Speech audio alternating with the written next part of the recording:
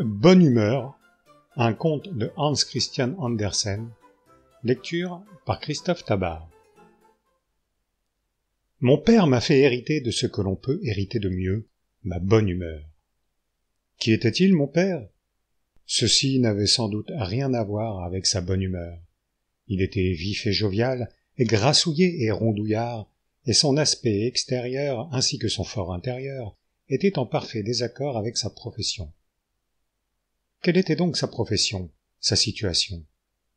Vous allez comprendre que si je l'avais écrit et imprimé tout au début, il est fort probable que la plupart des lecteurs auraient reposé mon livre après l'avoir appris en disant « C'est horrible, je ne peux pas lire cela !»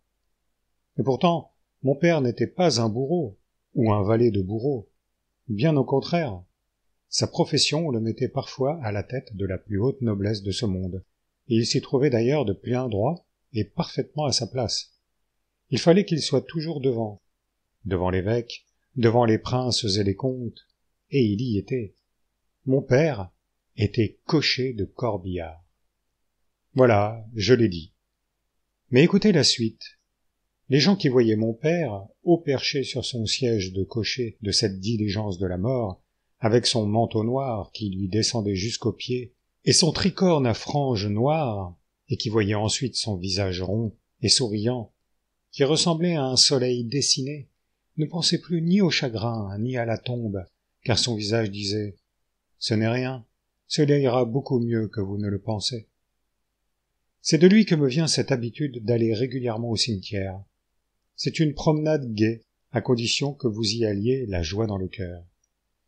Et puis je suis, comme mon père l'avait été, abonné au Courrier royal. Je ne suis plus très jeune, je n'ai ni femme, ni enfant, ni bibliothèque, mais, comme je viens de le dire, je suis abonné au Courrier royal, et cela me suffit. C'est pour moi le meilleur journal, comme il l'était aussi pour mon père. Il est très utile et salutaire, car il y a tout ce qu'on a besoin de savoir.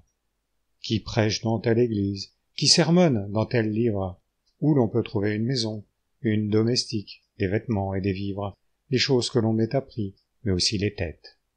Et puis, on y lit beaucoup à propos des bonnes œuvres, et il y a tant de petites poésies anodines. On y parle également des mariages, et de qui accepte ou n'accepte pas de rendez-vous. Tout y est si simple et si naturel. Le Courrier royal vous garantit une vie heureuse et de belles funérailles. À la fin de votre vie, vous avez tant de papier que vous pouvez vous en faire un lit douillet, si vous n'avez pas envie de dormir sur le plancher. La lecture du Courrier royal et les promenades au cimetière enchantent mon âme plus que n'importe quoi d'autre, et renforcent mieux que tout ma bonne humeur. Tout le monde peut se promener, avec les yeux, dans le Courrier royal, mais venez avec moi au cimetière. Allons-y maintenant, tant que le soleil brille et que les arbres sont verts. Promenons-nous entre les pierres tombales. Elles sont toutes comme des livres, avec leurs pages de couverture pour que l'on puisse lire le titre, qui vous apprendra de quoi le livre va vous parler. Et pourtant il ne vous dira rien. Mais moi j'en sais un peu plus, grâce à mon père, mais aussi grâce à moi. C'est dans mon livre des tombes. Je l'écris moi-même pour instruire et pour amuser. Vous y trouverez tous les morts, et d'autres encore. Ah, nous voici au cimetière. Derrière cette petite clôture peinte en blanc, il y avait jadis un rosier. Il n'est plus là depuis longtemps, mais le lierre provenant de la tombe voisine a rampé jusqu'ici pour égayer un peu l'endroit. S'y gît un homme très malheureux. Il vivait bien de son vivant car il avait réussi et avait une très bonne paix, et même un peu plus. Mais il prenait le monde, c'est-à-dire l'art, trop au sérieux. Le soir, il allait au théâtre et s'en réjouissait à l'avance.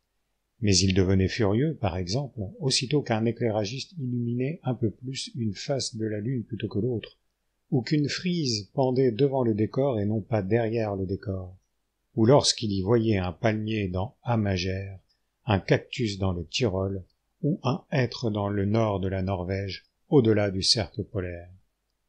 Comme si cela avait de l'importance. Qui pense à cela? Ce n'est qu'une comédie, on y va pour s'amuser. Le public applaudissait trop, ou trop peu.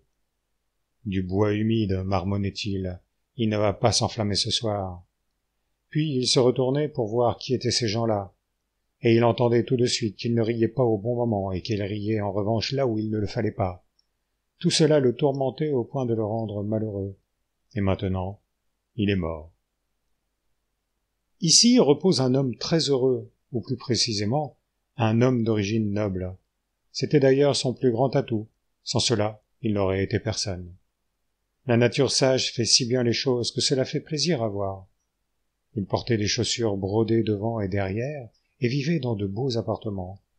Il faisait penser au précieux cordon de sonnette brodé de perles avec lequel on sonnait les domestiques, et qui est prolongé par une bonne corde bien solide, qui, elle, fait tout le travail.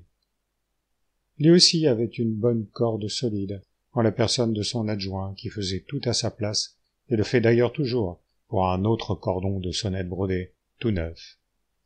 Tout est conçu avec tant de sagesse que l'on peut vraiment se réjouir de la vie.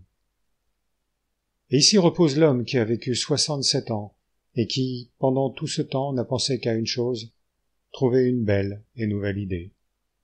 Il ne vivait que pour cela, et un jour, en effet, il l'a eue, ou du moins, il l'a cru.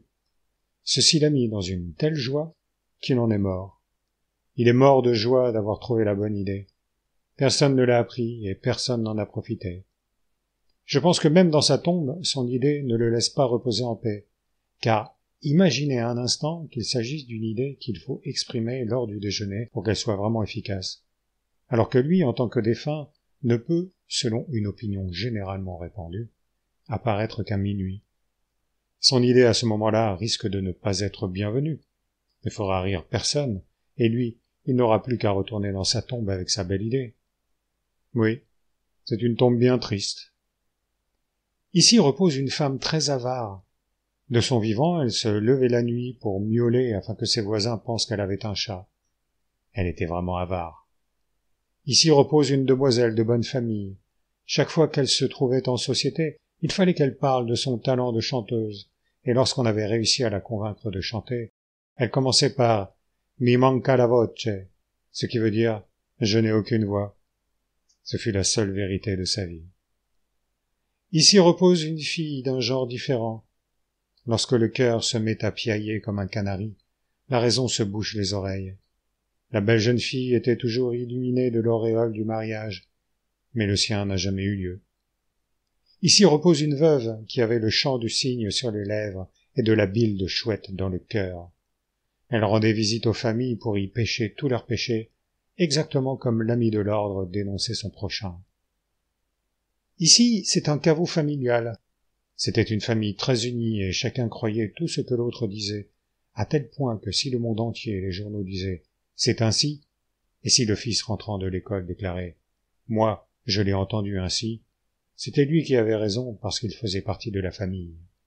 Et si dans cette famille, il arrivait que le coq chante à minuit, c'était le matin, même si le veilleur de nuit et toutes les horloges de la ville annonçaient minuit. Le grand Goethe termine son Faust en écrivant que cette histoire pouvait avoir une suite. On peut dire la même chose de notre promenade dans le cimetière. Je viens souvent ici. Lorsque l'un de mes amis ou ennemis fait de ma vie un enfer, je viens ici, je trouve un joli endroit gazonné et je le voue à celui ou à celle que j'aurais envie d'enterrer. Et je l'enterre aussitôt. Ils sont là, morts et impuissants, jusqu'à ce qu'ils reviennent à la vie, renouvelés et meilleurs. J'inscris leur vie, telle que je l'ai vue, moi, dans mon livre des tombes. Chacun devrait faire ainsi, et au lieu de se morfondre, enterrer bel et bien celui qui vous met des bâtons dans les roues. Je recommande de garder sa bonne humeur et de lire le Courrier royal. Journal d'ailleurs écrit par le peuple lui-même, même si, pour certains, quelqu'un d'autre guide la plume. Lorsque mon temps sera venu et que l'on m'aura enterré dans une tombe avec l'histoire de ma vie, mettez sur elle cette inscription. Bonne humeur. C'est mon histoire.